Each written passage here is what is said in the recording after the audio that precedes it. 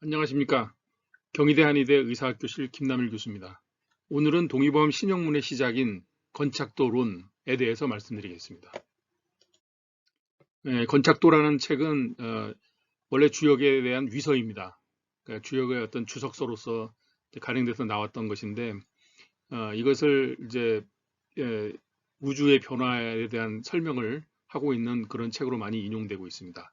그러니까 동의보감에서는 저번에 제가 말씀드린 신형장부도에 대해서 말씀드렸죠. 그 다음에 신형장부도 뒤에 있는 손진말에 대한 문장, 그 다음에 그 뒤에 나와 있는 두 번째 문장에 대해서 말씀드린 바가 있습니다.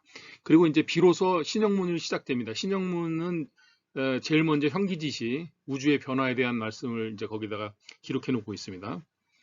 그래서 그 문장, 그 건창도라고 되어 있는 그 문장을 한번 읽어보겠습니다. 건착도에서 다음과 같이 말하였다. 하늘에서는 형체가 건에서 나오는데 이에는 태역, 태초, 태시, 태소가 있다. 태역은 아직 기가 나타나지 않은 것이요. 태초는 기가 나타난 시초이며 태시는 형체가 나타난 시초이고 태소는 물질의 시초이다. 형체와 기가 이미 갖추어진 뒤에는 아가 되고 아는 체가 되고 체한 것은 병이 되니 병이 여기서부터 생겨난다. 사람은 태역으로부터 생기고 병은 태소로부터 생긴다. 참 가슴 아프고 답답한 그런 문장이죠. 무슨 말인지.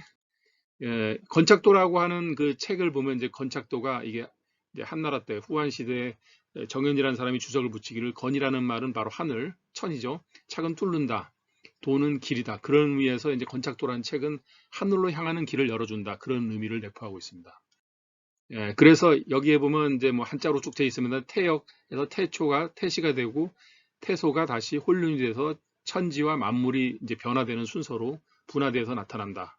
이렇게 해서 만물이 만들어지는 과정이 이제 제일 먼저 태역 아무것도 없는 미연기하라고 그러죠. 아무 기도 없는 그런 상태에서부터 그 만물까지 만들어지는 그런 과정에 대한 설명으로 이 우주 변화의 원리 그런 것들을 설명하고 있습니다. 그리고 이제 건착도에 나와 있는 문장과 동의보감에 나오는 문장을 이제 비교해 본다면 건착도에 아주 간단하게 나와 있는 문장을 동의보감에서 허준 선생님은 이렇게 밑에 있는 것처럼 좀 길게 다시 부연해서 자기의 견해를 써놨습니다.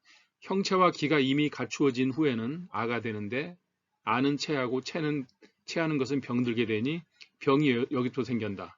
그러니까 사람은 태역에서 생기고 병은 태소부터 생긴다. 이렇게 이제 이 문장을 허준 선생님이 보충하셨는데 이것은 큰 의미가 있는 것이죠. 이런 말을 이제 집어넣은 것은 사람의 병이 생기는 원인을 내대적으로 아에서 체에서 병이 되는 순서로 설정하고 있다는 것입니다. 여기 안에 이제 어떤 비밀이 숨어 있는 거죠. 허준 선생님이 이런 그 어떤 상징적인 은유를 통해서 병이 발생하는 과정을 설명하는 거라고 볼 수 있어요. 병이 되려면 먼저 아가 있어야 되고, 근데 아의 상태에서 체가 되고, 체가 병이 된다는 얘기죠. 그러니까 아라는 것은 형과기가 갖추어져서 발생하는 어떤 숙명적인 어떤 그런 변화의 과정, 형과기가 갖춰진 상태에서 이제 아가 된다 그랬죠. 형과기가 만들어지기 이전에는 아가 생겨나지 않는데, 그렇다면 병이라는 건 병의 어떤 그런 시작은 형체하고 기운이 그 안에 들어가면서부터 유형으로 어떤 우주가 변화해서 사람이 생명체가 만들어진 이후에 병이 생겨난다는 그런 의미를 지금 은유적으로 설명하고 있는 거예요. 그리고 나서 그것이 체가 된다. 그 체라는 건 이제 어떤 사람마다 체질적으로 강약이나 타고난 운명의 차이나 이런 것들에 의해서 병이 발생하는 인자라고 볼 수가 있죠. 그래서 그것에 의해서 병이 생겨난다고 이렇게 말했기 때문에 마지막 단계로 병이 생기기 위해서는 이러한 여러 가지 어떤 형체와 기운이 갖춰져 있는 그런 상태가 충족이 됐을 때 병이 생긴다. 병이라는 거는 사실 사람이 그 태어나서부터 계속 우리가 같이 살고 있는 거 아니겠습니까? 근데 그렇기 때문에 이런 그 과정에서 동의보감에서는 어떤 얘기를 하려고 하는 것이냐.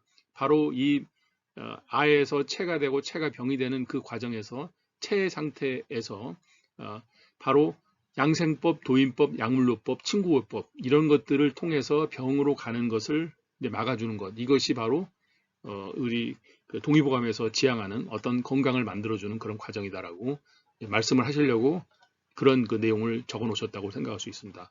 그런 면에서 병이라는 거는 그 우주가 변해가지고 사람이 창조되고 그 이후에 형체를 갖고 그다음에 기운을 거기 부여받아서 사람이 살아가 나가는 거기서 생겨나는 어떤 숙명적인 거라고 볼 수도 있는데 그런 숙명적인 것을 바로 우리가 사람이 이제 개발한 여러 양생법이나 도인법이나 약물요법, 친구법 등등 그러니까 그런 각종 치료 기술을 통해서 건강하게 유지시켜주는 이것이 하나의 의학의 목적이다. 이런 말씀을 하시려고 앞에다가 굉장히 어렵고 그 참 난해한 이런 이야기를 써놓은 것이 아닌가. 굉장히 철학적인 이야기로부터 동의보감이 시작된 겁니다. 그런 의미에서.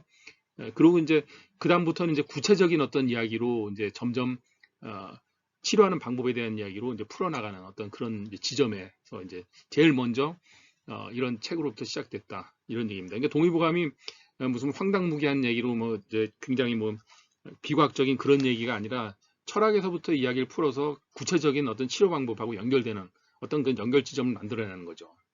그래서 이제 어떤 구체적인 치료 방법부터 공부를 해야 되는 거예요. 그런 공부를 통해서 이 지금 앞에 나와 있는 어떤 이런 철학적인 이야기의 의미를 이해하는 것이 더 순수하다고 생각합니다. 무조건 뭐 이것이 과학의 코드에 안 맞다 이렇게만 생각하면 안 되고 이런 어떤 심오한 철학적인 이야기로부터 우리가 건강에 대해서 깊이 있는 생각을 하기를 허준 선생님께서는 이제 우리 이제 후손들에게 일깨워 주려고 노력하신 거라고 볼 수가 있는 것이죠.